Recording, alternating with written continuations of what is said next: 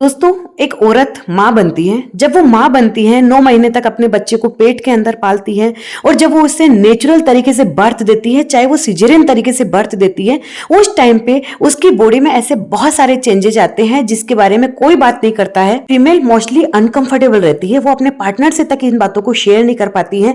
जैसे कि छींकते और खांसते टाइम पे उनका यूरिन लीक हो जाता है, जैसे कि सफेद पानी, जैसे बच्चे होने के बाद में वेजाइनल पार्ट जो लूज हो जाता है, जो हमारी पेल्विक मसल्स है वो लूज होने लग जाती है। क्योंकि नेचुरली जब बर्थ दिया जाता है बच्चे को, उस टाइम पे हमारी बॉडी के अंदर ऐसे ऐसे चेंजेज होते हैं जो सिर्फ एक फीमेल ही उसको महसूस कर सकती है। आज का जो मेरा टॉपिक है वह है कि अगर हमारी वेजाइनल पार्ट लूज हो गई है, हमारी पेल्विक मसल्स लूज हो गई है, तो उसको हम कैसे टाइट कर सकते हैं, कैसे वो मसल्स को वापस से अच्छे तरीके से, ताकि हमारे पार्टनर्स के बीच में रिलेशनशिप अच्छी रहे। क्योंकि बहुत बार इन सब चीजों का असर बहुत ज्यादा हमारी पर्सनल लाइफ पे, हमारे इंटीमेट पीरियड्स पे या इंटीमेट मोमेंट्स के ऊपर पड़ता है, जिसमें हस्बैंड वाइफ के बीच में एक डिस्टेंस आने लग जाती है। मोस्टली इंडियन फैमिलीज के अंदर होता है कि जैसे ही बेबी होता है कुछ टाइम बाद में हस्बैंड वाइफ के बीच में हल्की डिस्टेंस आने लग जाती है। कहीं ना कहीं इसका कारण ये सब होता ही। जरूरी नहीं कि वेजाइनल लूजनेस सिर्फ बेबीज के पैदा करने से ही होती है, बेबीज के होने से ही होती है। जैसे किसी को वाइट डिस्चार्ज की प्रॉब्लम है, अगर लगातार आपके वेजाइनल या प्राइवेट पार्ट से अगर एक लिक्विड लगातार बहता रहेगा, लगातार पूरी कई सालों तक ये बाहर निकलता रहता है, तो ये होता है कि हमारा वेजाइनल पार्ट जो है वह लूज होने लग जाता है। धीरे धीरे उसकी मसल्स ढीली पड़ने लग जाती है। और सकता है कि कोई फीमेल सेक्सुअली एक्टिव रहती है तो उसकी वजह से भी उनके प्राइवेट पार्ट में एक लूजनेस आने लग जाती है। तो आज मैं बहुत ही एक सिंपल सा घरेलू सा नुस्खा आप लोगों के साथ में शेयर कर रही हूँ। इसे मैंने पर्सनली यूज किया है, काफी सारी रिसर्च की है, इसके बाद में मैं यहाँ शेयर कर रही हूँ। तो चलिए शुरू करते हैं कि इसको कैसे तैयार करना है। इसकी इंग्रेडिएंट लिस्ट में सबसे पहले मैंने यूज किया है फिटकरी को।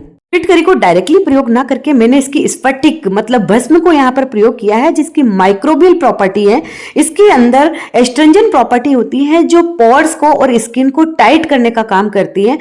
फिटकरी को मैंने छोटे छोटे टुकड़ों में तोड़ लिया है और उसे गर्म तवे के ऊपर डाल दिया है। वो पहले लिक्विड होता है और जब ठंडा हो जाता है तो वो हार्ड बन जाता है। इस हार्ड पार्ट को मैंने तवे से हटाकर इसे पीस लिया और छान कर इसको स्फटिक भस्म की तरह तैयार कर लिया है। दूसरी चीज जो इसमें यूज हो रही है वह माजू फल। माजू फल के अंदर एक स्ट्रॉन्ग एस्ट्रिंजेंट प्रॉपर्टी होती है जो त्वचा को और मसल्स को टाइट करने का काम करता है। ये एक नेचुरल हाइजीन मैनेज करने के लिए सबसे बेस्ट माना जाता है। इसमें एंटी माइक्रोबियल, एंटी इन्फ्लामेटरी और एंटीऑक्सीडेंट प्रॉपर्टी होती है। जो मैं यूज कर रही हूँ वो सीता सुपारी, जिसे चिकनी सुपारी या लाल सुपारी भी कहते हैं, यह भी इन्फ्लामेशन को कम करती है। एस्ट्रिंजेंट प्रॉपर्टी होती है जापे के अंदर, इन द सेंस जब बच्चे हो जाते हैं तो सुपारी के लड्डू खिलाए जाते हैं, जिससे हमारी पेल्विक मसल्स टाइट होती हैं। साथ में मैंने कमरकस भी लिया है। कमरकस जापे के अंदर खिलाया जाता है। ये कमर को मजबूती प्रदान करता है, ये मांसपेशियों को बहुत मजबूत करता है, इसीलिए इसको कमरकश कहा जाता है। ये ठंडक देता है, जलन को कम करता है। ये एक बहुत ही अच्छा एंटीऑक्सीडेंट है, जिसकी वजह से अगर हमारी वेजाइनल पार्ट में इचिंग हो रही है, जैसे व्हाइट डिस्चार्ज की वजह से इचिंग हो रही है, तो उसमें भी बहुत फायदा पहुंचाता है। और सबसे आखिर में इसके साथ में मैंने यूज किया है अरंडी का तेल, ऑयल भी जिसको कहा जाता है। इसके अंदर रेसिनोलिक एसिड होता है, एक लैक्टेटिव प्रॉपर्टी है जो यीस्ट और फंगस को कम करता है, चिकनाई देता है और मसल्स को टाइट भी करता है। सबसे पहले माजू फल को ओखली में डालकर तोड़ दिया है क्योंकि ये बहुत ज्यादा टाइट होता है, मिक्सी में नहीं पीसा जाता है। उसके बाद में चिकनी सुपारी और कमरकस को भी थोड़ा थोड़ा कूट लिया है और मिक्सी में डालकर इसको अच्छे से पीस कर पाउडर बना लिया है, उसको छान लिया है। पीसते टाइम ध्यान रखिए कि इसको आपको चर्न करके पीसना, मतलब रुक रुक के पीसना है, क्योंकि ये टाइट होती है, हार्ड होती है, तो पीसना इनको थोड़ा सा मुश्किल हो जाता है। सारा सामान आपको आयुर्वेदिक दुकान पे आसानी से मिल जाएगा। सुपारी और कमरकश को तो स्पेशली जापे में जब बच्चे हो जाते हैं उस टाइम पे यूज किया जाता है, लड्डू बनाकर दिए जाते हैं, जिससे कि हमारी मसल्स और हड्डियां मजबूत होती हैं। इस पाउडर को मैंने कढ़ाई के अंदर ट्रांसफर कर लिया है और इसके अंदर 1/4 कप, आप देख सकते हैं इतना सा मैंने इसके अंदर पानी ऐड किया है और इसको पकाना शुरू किया है। 2 से 3 मिनट इसको पकाया है। हल्की सी चिपचिपाहट इसके अंदर आने लग गई है और तो इसको मैंने बंद कर दिया है। देख सकते हैं आप किस तरीके से ये दिखाई दे रहा है। इसको साइड में ठंडा होने के लिए रख दिया है। जब तक वो ठंडा हो रहा था तब तक मैंने पोटली की तैयारी की है। इसके लिए मैंने कॉटन का प्रयोग नहीं किया है क्योंकि कॉटन की रुई अंदर रह जाती है अक्सर, तो उससे इन्फेक्शन फैलने के चांसेस होते हैं। इसलिए मैंने बहुत ही साफ स्टेराइल ड्रेसिंग पैड में यहाँ पर यूज कर रही हूँ। ये बैंडेज के लिए यूज किया जाता है। ये साफ सुथरा मैं मार्केट से लेके आई थी और इसको छोटे छोटे टुकड़ों के अंदर काट लिया है, ज्यादा बड़े टुकड़े नहीं किए हैं, छोटे टुकड़े। और इनको मैंने ऐसे फोल्ड किया है जिससे कि जो कटा हुआ हिस्सा है वो बीच में आ जाए और उसके धागे निकलकर परेशानी का कारण ना बने। देख सकते हैं इसको इस तरीके से मैंने पतला पतला फोल्ड कर लिया है। ऐसे ही मैंने सारी पोटलियां बनाकर तैयार कर ली है। अब जो मैंने लिक्विड गरम किया था उसको वापस एक साफ सुथरे कपड़े से, बिल्कुल साफ कपड़ा होना चाहिए, इससे मैंने छान लिया है। कपड़े से ही छानेंगे, छलनी से नहीं छानेंगे वरना दाने आ जाते हैं जो कि प्रॉब्लम करते हैं और सही नहीं रहते हैं। इससे मैंने अच्छे से हाथ से निचोड़ते हुए अच्छे से छान लिया है। मैंने अपनी तरफ से इसके अंदर बेस्ट दिया है कि किसी तरीके का इन्फेक्शन का चांसेस ना हो और ना ही किसी तरीके का कोई प्रॉब्लम हो। ये थोड़ा चिपचिपा सा, हल्का सा चिपचिपा लगेगा। एक बार में ढेर सारा बनाकर नहीं रखना है।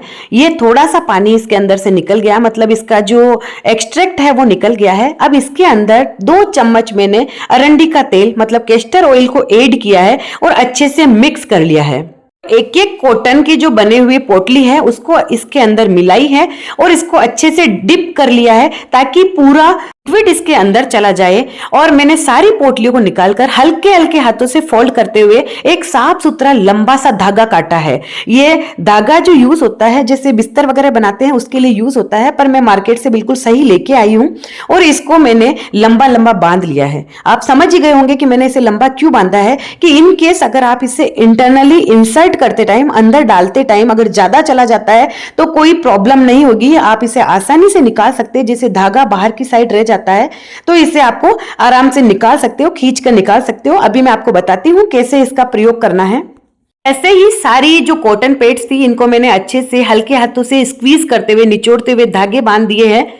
मैंने इसे बनाने के लिए अपनी तरफ से पूरे एफर्ट्स लगाए हैं और पूरी सावधानी रखी है, लेकिन फिर भी आप जब भी इसे यूज करें, जब भी इसका प्रयोग कर रहे हैं तो प्लीज पूरी सावधानी से धागा अच्छे से बांधिएगा। सबसे पहले मैं बता देती हूँ कि इसको स्टोर कैसे करना है। मैंने ये 6 से 7 पोटली बनाकर तैयार की है और इस पोटली को एक साफ सुथरी, बिल्कुल साफ सुथरी बोतल के अंदर या डिब्बी के अंदर रख रही हूँ।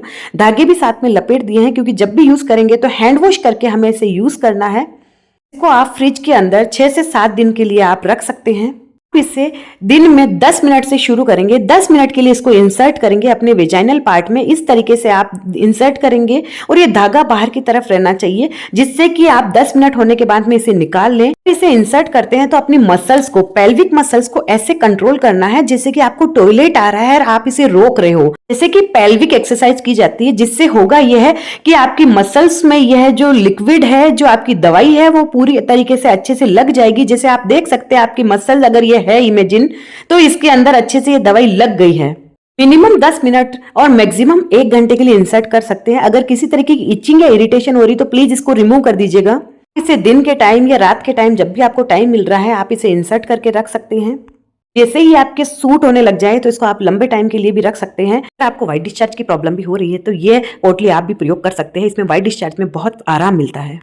मैंने इसे पर्सनली यूज किया है काफी टाइम तक। इसके बाद जब मुझे बहुत अच्छा इसका फायदा मिला है तो मैं आप लोगों से शेयर कर रही हूँ। अगर आपको मेरा एफर्ट्स थोड़ा सा भी अच्छा लगा है तो प्लीज वीडियो को लाइक कीजिएगा, चैनल को सब्सक्राइब कीजिए।